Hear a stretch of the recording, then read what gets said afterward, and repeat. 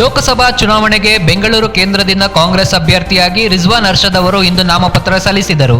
ನಾಮಪತ್ರ ಸಲ್ಲಿಕೆಯ ಮೊದಲು ಚೀಮಸಂದ್ರದ ಬಸವೇಶ್ವರ ದೇವಾಲಯ, ತೌಕಾಲ್ ಮಸ್ತಾನ್ ದರ್ಗಾ ಹಾಗೂ ಸಂತ್ ಪ್ಯಾಟ್ರಿಕ್ ಚರ್ಚ್ಗೆ ತೆರಳಿ ಆಶೀರ್ವಾದ ಪಡೆದರು.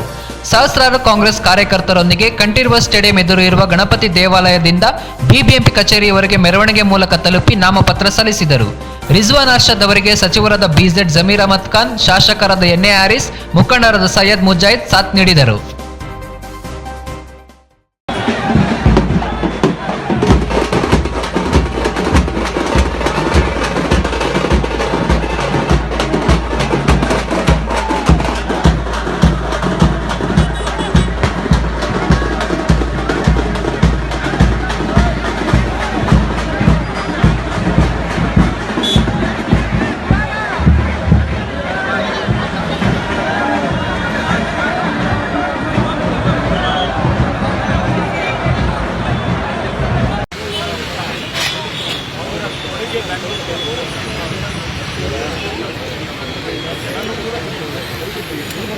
ವಿಶೇಷವಾಗಿ ಬೆಂಗಳೂರು ನಗರದ ಕೇಂದ್ರ ಕ್ಷೇತ್ರದ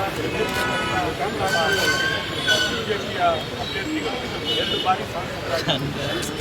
ಅವರ ಕೊಡುಗೆ ಬಿಜೆಪಿ ಈ ಕ್ಷೇತ್ರಕ್ಕೆ 5 ವರ್ಷಗಳ ಕಾಲ ಅವರದೇ ಸರ್ಕಾರ